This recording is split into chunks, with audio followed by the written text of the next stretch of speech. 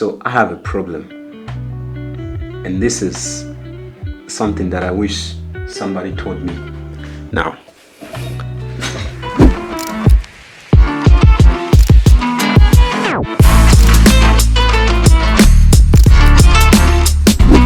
I have discovered that S-Log is not for everyone.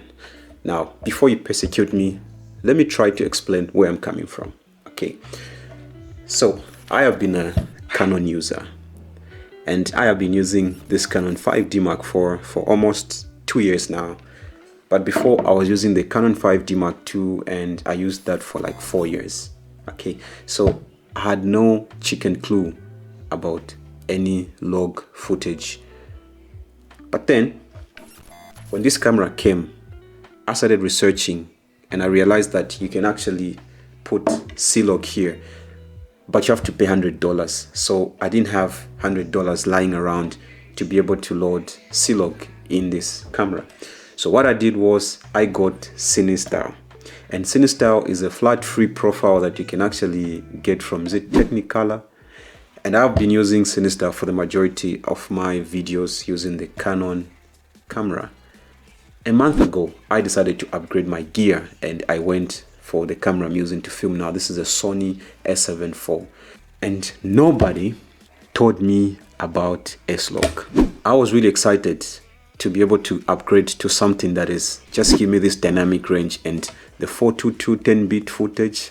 I was dying to have that because every time I go on YouTube, I would find that. But now here's the thing. No one really told me that you actually have to do certain things in order for you to have that perfect Sony S-Log look. No one told me about that. I have to learn how to expose my footage. I had to understand how the Sony exposure triangle works, how the ISO and aperture and shutter affect the noise, and how the dynamic range of my image is going to be. No one really told me that. So the moment I started learning how to do that, I came to the realization that it's not actually as simple as people just make it look like.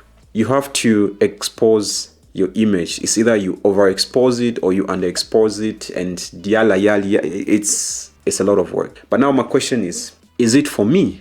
Well, yes, because I've already learned how to color grade other profile like the Cinestyle from my camera, and I've developed Luts that I can actually slap on my images or my footage, and they'll be able to look reasonable.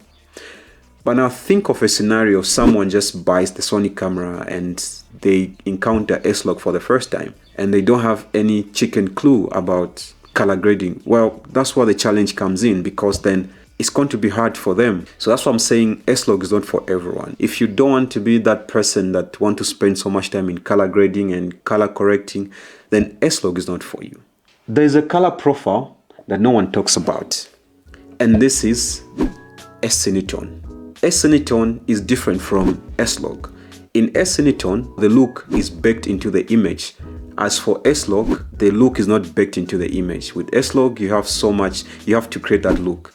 S-Cinetone, you just have to tweak. There are people who don't want to put so much work in color grading, then S-Cinetone is for you. But if you're someone like me who enjoys the process of color grading and correcting, and you want to learn how you can color grade and correct your images, then S-Log is good for you. Either way, you just have to come up with a look that you want. I wish I knew about S-Log before I even decided to get a Sony camera, because then I would have prepared my mind to be able to know what to expect when I get a Sony camera. Thank you very much, and if you're new to this channel, you may subscribe, like, do whatever you want, just feed this algorithm. My name is Christopher from Southern Africa, in a country called Zambia. If you don't know what that place is, check that map. Bye.